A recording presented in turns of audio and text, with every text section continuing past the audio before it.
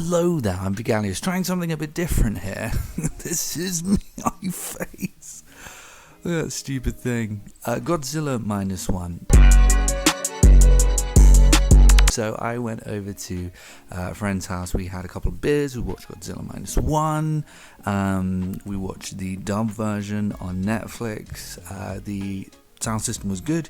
The screen was good. All of that was good. This was a very hyped up movie.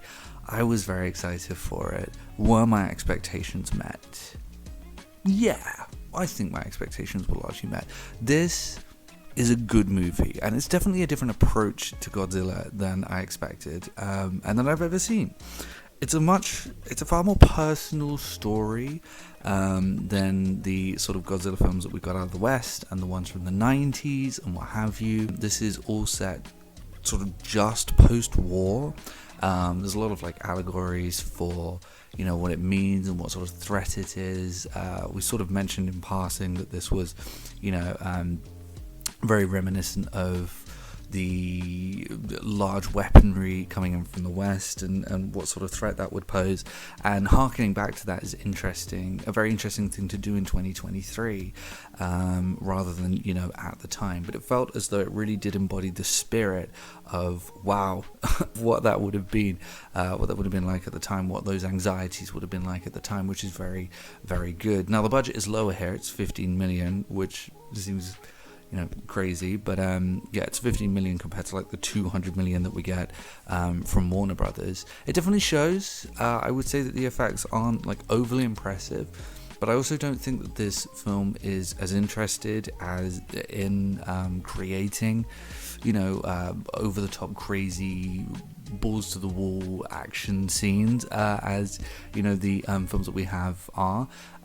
So it doesn't really matter as much. It makes it very clear that that's not the objective, and I like that. It's a very personal story. It's a story about a guy who is dealing with like PTSD and making mistakes and not doing what he should have done in the moment, and that really carries out throughout the entire runtime of the film. It becomes a very personal story, and dealing with like the aftermath of an attack and the fallout of an attack becomes far more important than showing off action and having great battles, like these huge battles and what have you. The aftermath, the coping, the rebuilding, and coming up with a plan in order to, you know, fight back, it takes center stage here, and I think that's an interesting approach. It's not the approach that I would always want from a Godzilla movie, but I definitely like this approach, and I had a good time experiencing a story that, you know, takes a different look into this and a different lean into this. And I really like a story that takes like a big action blockbuster premise, something that usually would be crazy and over the top, and turns into something grounded and I don't want to say real feeling, but something that does deal with very real theming and like interpersonal sort of relationships and what have you.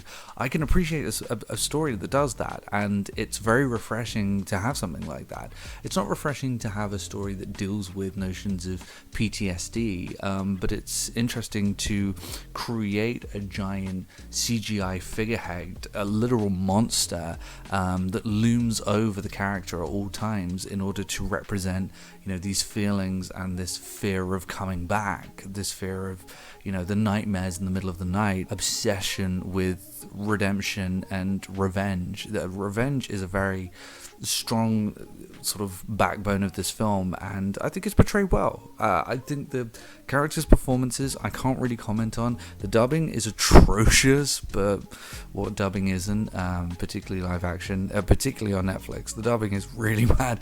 It manages to feel innately Eastern and Western at the same time. Like it's very much not an English film, but the accents, the voices, the cadence and delivery just feels so Americano.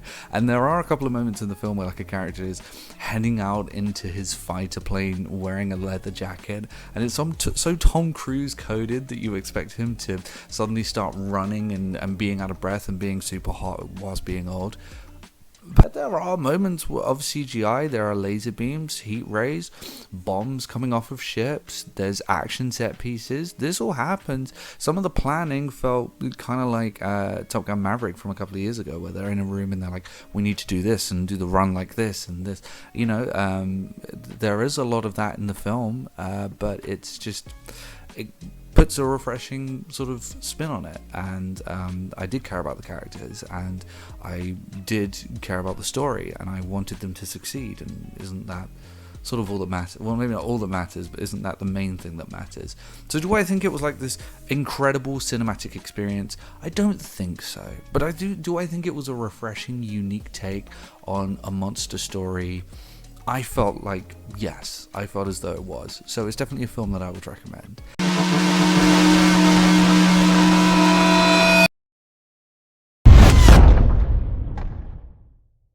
I haven't figured out whether I'm going to cut a score into this or not.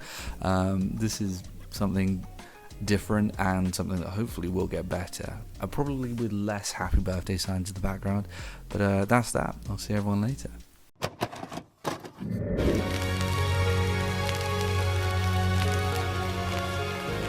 The PlayStation is only $149, and you can also get leading titles.